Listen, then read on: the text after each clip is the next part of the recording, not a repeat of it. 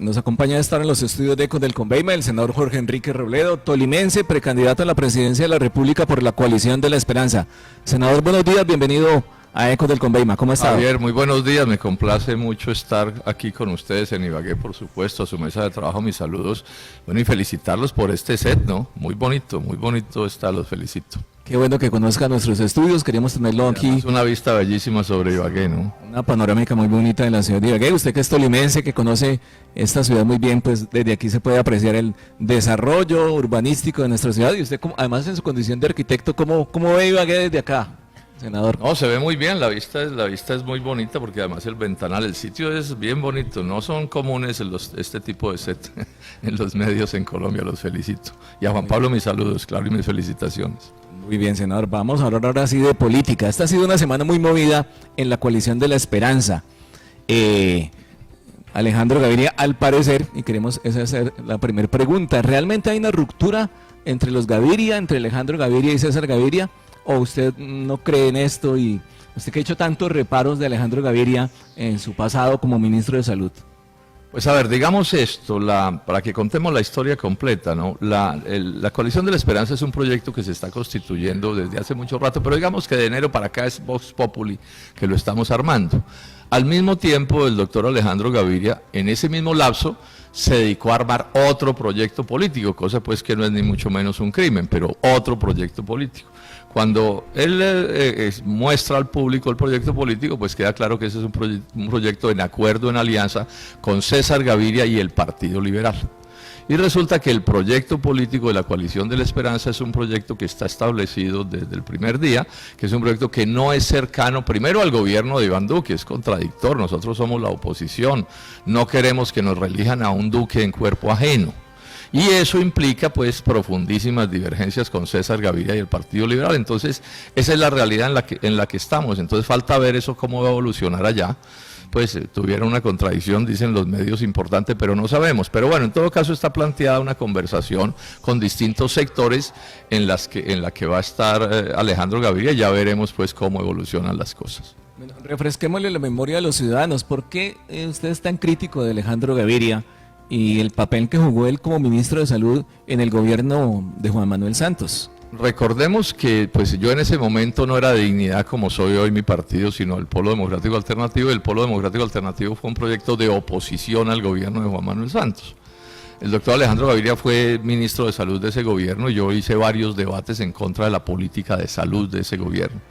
Y fueron debates pues profundos. Ustedes saben que yo hago debates a fondo y explico las cosas como son, y por supuesto que ahí estuvimos en gran desacuerdo con el doctor Alejandro Gaviria. Ese es el hecho. Pero de todos modos también digo una cosa, la Coalición de la Esperanza tiene que tomar sus decisiones, entonces ya veremos qué decisiones se terminan tomando, porque pues yo no soy el único en la Coalición de la Esperanza, ¿sí? Pero y en este punto el tema central es si la Coalición de la Esperanza se mantiene como un proyecto de oposición o no al establecimiento, a los mismos con las mismas, al duquismo, a todo lo que ellos representan, y esa es la posición, pues digamos, determinante de la Coalición de la Esperanza. Bueno, y hoy la tendencia, ¿a dónde apunta? Porque pues se ha convocado un cónclave por parte de Juan Fernando Cristo. ¿Cómo ve usted el futuro, senador Robledo? No, toca esperar porque no depende, toca esperar porque no depende mucho de nosotros, ¿no? Pues digamos, nuestra posición es clara y está fijada, y esa es la posición, no hay otra posición. Esa es la posición, entonces ya veremos los otros sectores pues qué decisiones terminan tomando. Esto se lo hemos explicado al doctor Gaviria, por lo menos en una ocasión, en una reunión muy tranquila, le explicamos, mire, el asunto, la realidad política es esta, es que uno tiene que hacer política sobre concepciones, sobre criterios, sobre puntos de vista, ¿no? Y entonces, pues así es que se organizan unos proyectos u otros proyectos, y cada quien tiene que decidir en qué proyecto quiere estar. Bueno, vamos a suponer que de allí se concluye que el candidato presidencial sea Alejandro Gaviria. ¿Usted entraría allí a respaldar esta candidatura? Pues miraremos si ese son los procesos, pues todo eso se mirará, por supuesto que si la Coalición de la Esperanza toma decisiones, y yo estoy de acuerdo con ella, seré parte de esas decisiones. Yo pues soy una persona de proyectos, pero todo eso tocará esperar a mirarlo, cómo evolucionan las cosas. Bueno, ¿es un hecho que Jorge Robledo no va a continuar en el Senado? Es un hecho, es un hecho, no más, ya es suficiente. Javier, es que 20 años he estado allí, yo creo que ya ese servicio se lo presté al país. Yo hago política como servidor público, yo no soy un negociante de la política, ni un lagarto de la política, ni llegué a la política a enriquecerme. Soy un servidor público. Primero trabajé 26 años como profesor de tiempo completo en la Universidad Nacional de Colombia como servidor público. Llegué al Senado y he seguido siendo un servidor público, pero ese proyecto, digamos, ya se agotó. Que otro entre, pues, quien sea, a reemplazarme a mí en el Senado de la República, y mi único propósito en este momento es ser candidato a la presidencia de la República para ser presidente de la República de Colombia. Ese sería mi último servicio, digamos, que le prestaría como servidor público a este país. Bueno, usted es un hombre que analiza y estuvo dirigiendo Dignidad Agropecuaria, Salvación Agropecuaria. ¿Cómo ve en estos momentos el agro de nuestro país? Una crisis profunda de los cafeteros, mejor, de los arroceros. Hoy los cafeteros tienen una pequeña bonanza. ¿Cómo ve el futuro del agro en nuestro país? Yo digo esto, Javier, si uno mira a Colombia, Colombia está muy partida en dos partes. Una parte pequeña que podemos llamar pues moderna, digámoslo así, donde las cosas no son perfectas, pero más o menos funcionan. Sí, digamos, este set de este proyecto radial y de comunicaciones, pues es parte de la parte moderna, y nosotros podemos estar en la parte moderna. Pero hay una parte muy grande de Colombia, digamos, del orden del 80%, que está por fuera de la modernidad, que es un mundo como precapitalista. Esa es la realidad. Y una parte muy grande del agro está allá, en esa pobreza, en esa miseria, en ese subdesarrollo. Y en los últimos años, pues han empujado la destrucción del agro. Recordemos que cuando llega César Gaviria a la presidencia, Colombia importaba 500.000 de toneladas de productos agrícolas y estamos importando 14 millones de toneladas de productos.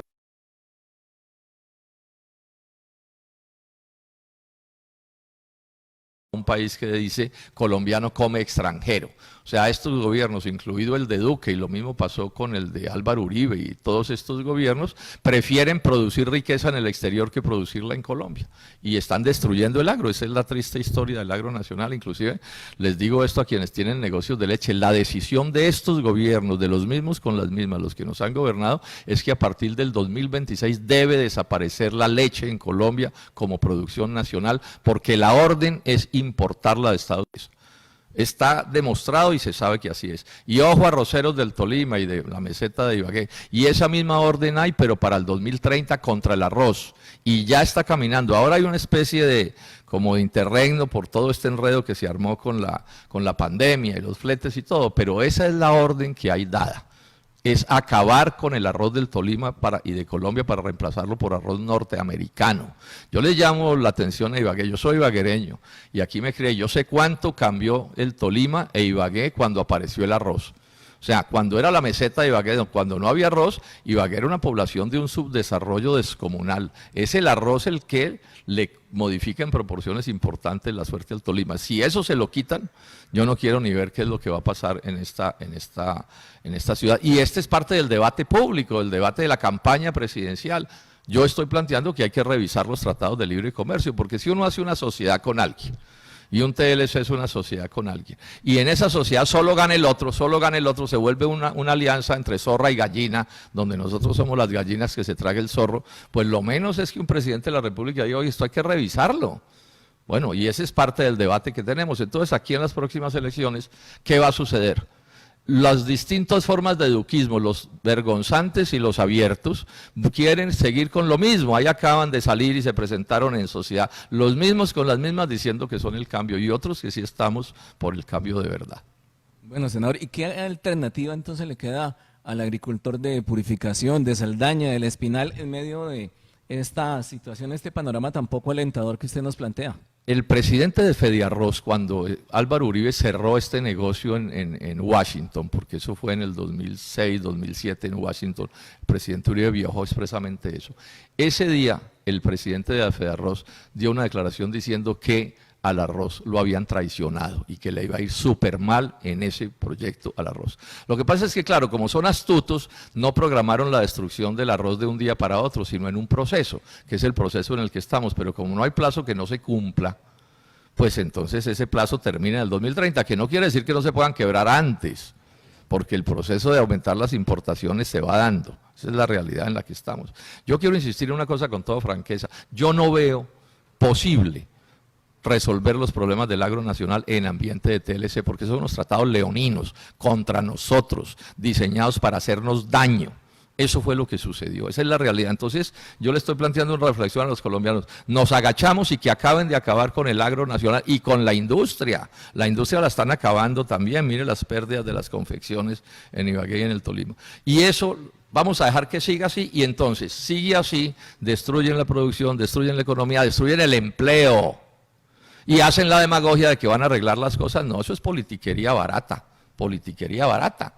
Y esa es la reflexión que les dejo a los productores del Tolima de todos los tipos. Van a seguir votando por sus verdugos, por los que gobiernan contra ustedes, por los que los arruinan con el cuento de que es mejor lo extranjero o lo nacional. No, yo sí soy un patriota, yo soy nacionalista, yo soy colombiano. Y no tengo pleitos, digamos, no tengo odios hacia los ciudadanos de otros países, y podemos trabajar con ellos y hacer cosas. Pero lo que yo sí no acepto es que aquí en Colombia los gobiernos prefieran los intereses extranjeros sobre los intereses nacionales. Ese es el gran debate, Javier, que hay en la economía y en la política colombiana. Este país se va a desarrollar en la economía de mercado. Yo no estoy proponiendo estatizar las cosas, pero desarrollarlo de verdad, que se parezca al mundo civilizado, o vamos a seguir siendo un país con una economía de pacotilla, llena de pobres, de miserables en el sentido de la pobreza y de la miseria, ¿sí? De desempleados, de arruinados, de empresas que no prosperan. Ese es el gran debate que hoy tenemos en Colombia. ¿El sector del agro en Colombia que hoy sea competitivo, que tenga resultados, números en negro y no en rojo? Yo hago esta precisión, Javier, son competitivos si no hubiera los subsidios que hay internacionales. Los gringos subsidian a su agro con 50.000 millones de dólares, los europeos con más de 100.000 millones de dólares al año, los chinos con 180.000 millones de dólares. Es que esto es imposible. Entonces no es falta de competitividad, son acuerdos leoninos. Ahora, en este momento tiene un cierto respiro el café, cosa que a mí me alegra, porque han subido los precios internacionales. ¿Sí? ¿Es un asunto coyuntural? Pero eso es coyuntural, claro. Hay un deterioro en la producción de Brasil y eso vuelve y cae. Porque sigue siendo cierto que al cultivador colombiano de café, si mucho del precio internacional del café le llegan 2 centavos de dólar.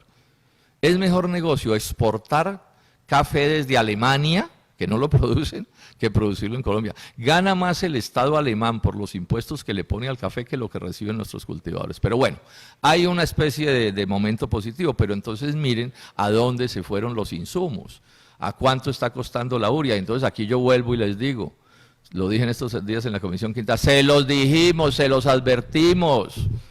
No engañen al agro de este país diciendo que es mejor traer del extranjero todo, la comida y los insumos. Colombia debería estar produciendo su urea, tenía una fábrica, o la tiene todavía agonizando, en Barrancabermeja, Ferticol, que producía insumos, pero no, estos genios del neoliberalismo están desbaratando todo eso, lo desbarataron como desbarataron monómeros, y hoy tenemos que importar los agroquímicos a unos precios escandalosos, pero además con esta advertencia, ya se lo dije al presidente Duque, esto se llenó de especuladores. O sea, aprovechándose el medio caos global de las comunicaciones, aquí están especulando, y especulando con el trigo, y especulando con todo. Y mientras tanto los colombianos están aguantando hambre. Es que miren usted lo que ha pasado. Miren lo que está pasando con la comida en un país donde 1/3 de las familias no hace 3 comidas al día porque no tienen con qué, hace 2 o 1. Y a esos pobres que están aguantando literalmente hambre, les acaban de subir el precio del huevo en el 10%. Entonces, ¿qué país es este? ¿Quién gobierna esto? Un país montado para los que les va bien, bueno, o nos va bien si se quiere, porque yo no me quejo. A mí me ha ido más o menos bien toda la vida, pero a mí sí me indigna que a tanto compatriota lo estén tratando como lo estén tratando, y tenemos un gobierno que no hace nada, que es responsable de eso, el doctor Duque, y calladito, no le da la cara al país para que nos explique por qué la comida está tan cara. ¿Por qué, por ejemplo, los panaderos se están arruinando, Javier? Me dan el dato de 4.500 panaderías cerradas en los últimos 6 meses en Colombia, y eso no es tema de conversación, de eso no se habla. O sea, de los verdaderos problemas del país está prohibido hablar. Bueno, senador, si nos sorprende ese tema de los insumos como el abono, el urea, miles de productos que son necesarios para producir alimentos en Colombia se dispararon.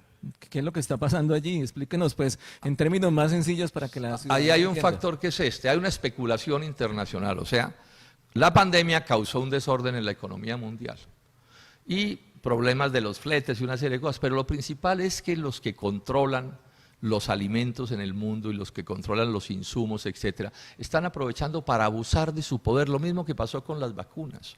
Entonces las grandes potencias, las transnacionales, los monopolios, haciendo lo que se les da la gana con sus productos, porque como tienen el monopolio, porque los genios de Colombia, los neoliberales de Colombia, nos metieron el cuento que era mejor destruir el aparato productivo nacional y traerlo todo que porque era barato. Y entonces ahora estamos pagando las consecuencias. Comida carísima, importada, pero además insumos agropecuarios carísimos que deberíamos estar produciendo en Colombia. Es que ese cuento de que usted debe destruir a su país por comprar cosas baratas, pues bueno, nos lleva a la situación en la que estamos. O sea, este es el resultado. Se los advertimos hace 30 años, se los volví a advertir cuando negociaron el TLC con Estados Unidos, se lo dije a Andrés Felipe Arias en todos los tonos, al presidente Uribe en todos los tonos.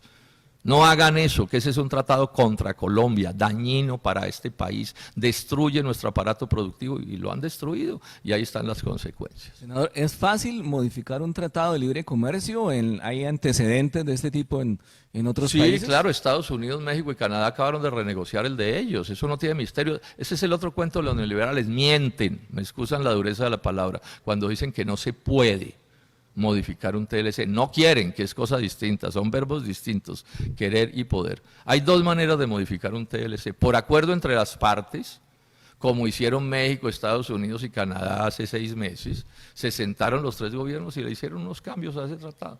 O la otra posibilidad que está en el capítulo 24 del TLC con Estados Unidos, es que si Colombia quiere o si Estados Unidos quiere, el presidente del respectivo país le manda una carta al otro presidente, le dice, denuncio este tratado, y en 6 meses el tratado desaparece.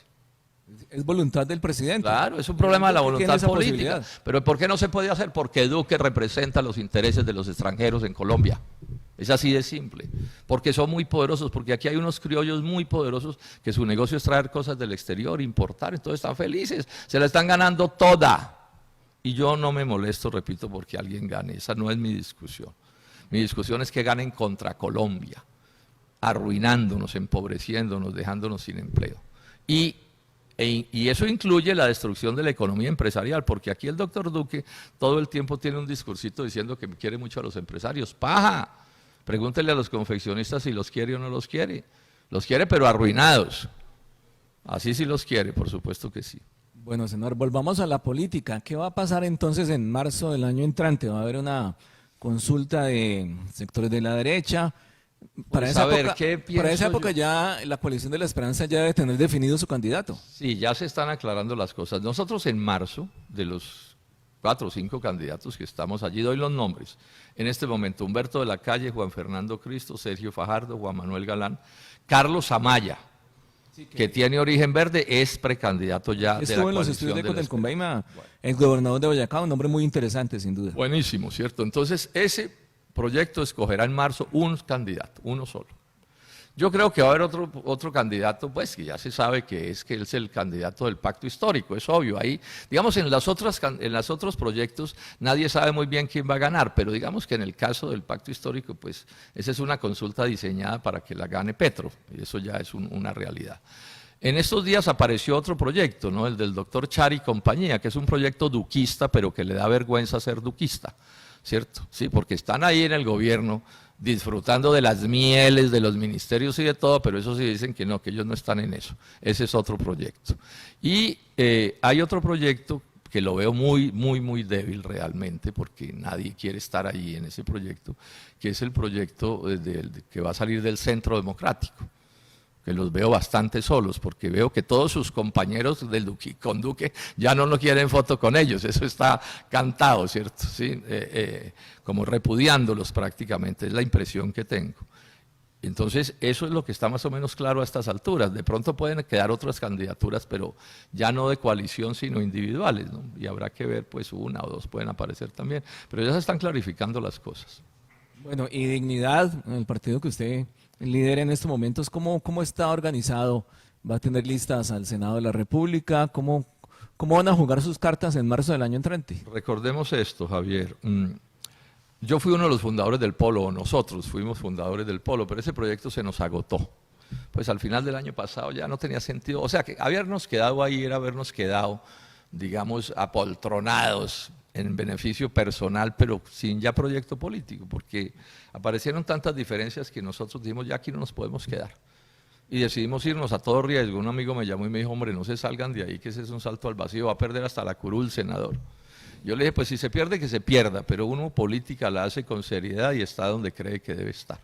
Bueno, hoy Dignidad ya es un proyecto constituido, es el proyecto que creamos quienes nos salimos del polo. Su presidente es Juan Manuel Ospina. Este es un proyecto de gran amplitud, quiero enfatizar esto, donde caben los sectores populares, las clases medias, los empresarios. Este es un proyecto que no es un proyecto antiempresarial. El presidente nacional, para dar un ejemplo de la amplitud, es Juan Manuel Ospina. Juan Manuel Ospina es un académico de muy alto nivel, pero fue senador del Partido Conservador. Él es de los Ospina, digamos, dirigentes del Partido Conservador, pero bueno, también se le llenó la taza ya y hoy está con nosotros. En estos micrófonos recientemente. Bueno, usted lo vio, es un excelente dirigente, ¿cierto? Entonces, eso de Dignidad va súper bien. Pero con Dignidad estamos ayudando a crear la coalición de la esperanza. Y para hacer corto el cuento, la coalición de la esperanza va a tener lista unificada al Senado de la República. Y ahí van a estar las fuerzas de Dignidad. Sí, entonces, para mencionar un ejemplo aquí en el Tolima, pues podría dar más. Hugo Patarroyo, por ejemplo, va a estar en la lista del Senado de la Coalición de la Esperanza. Y en el país va a haber otros muchos candidatos y listos de Cámara y todo, y ese es el proyecto que estamos montando, y ahí va Dignidad, el proyecto que nosotros creamos cuando nos escindimos del polo. Bueno, ¿y cómo van a tener lista Cámara en el Tolima? Esa es la idea, esa es la idea. La idea es tener listas unificadas de la coalición, una a Senado, y listas a la Cámara de Representantes en los distintos departamentos, unificadas también, esa es la idea. Pero esos son procesos complejos que están en construcción, hay que esperar que nos cuenten los compañeros de aquí, de Ibagué y del Tolima, cómo va ese proceso, porque la verdad es que yo no estoy muy al tanto de esos sucesos. Bueno, senador, ¿cómo está su agenda este fin de semana en el departamento del Tolima? ¿Qué actividades va a desarrollar? Ayer estuve en el Huila, me fue muy bien en Neiva, ¿no? Llegué tarde anoche de Neiva.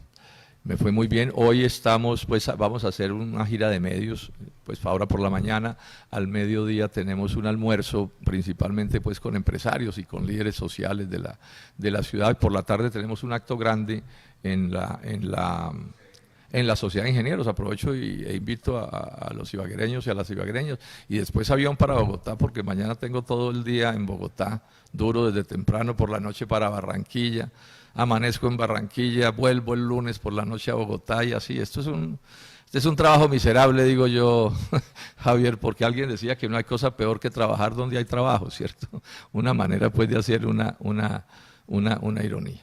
Bueno, senador, hay un empresario del agro Espinaluno, bueno, no es Espinaluno exactamente, es natural de Bogotá, se ha establecido en el Espinal y viene trabajando allí un tema de limón en la zona de Suárez y del Espinal, que estamos esperando que se conecte porque nos expresó ayer que quiere saludarlo y después sale una pequeña pregunta. Esperamos a que Sergio Castiblanco se conecte, con él vamos a hablar de su experiencia porque recientemente estuvo en Expo Dubai y estamos esperando a que Sergio aparezca aquí en nuestra sala de Zoom de Ecos del Conveima. Bueno, senador, el mensaje entonces para los tolimenses, para quienes escuchan a esta hora Ecos del Conveima.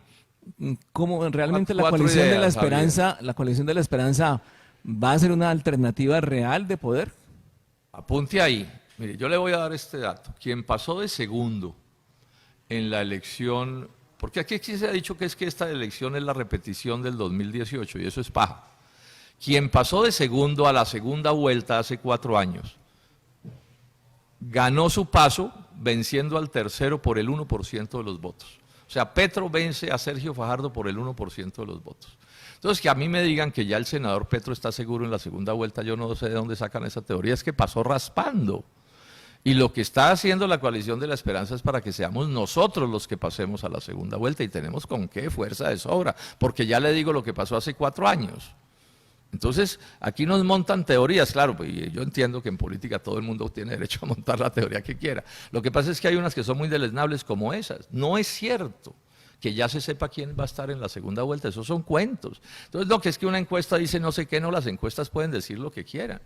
No, que es que Pedro y Juan, ¿quién va a ganar en la segunda vuelta? Y es probable que ni Pedro ni Juan pasen a la segunda vuelta. Acuérdese que hace 4 años nadie daba ni un centavo por la candidatura de Iván Duque, ¿o sí?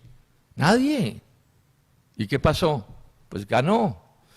Hace un montón de años Serpa, ¿se acuerdan la revista Semana? Serpa, presidente.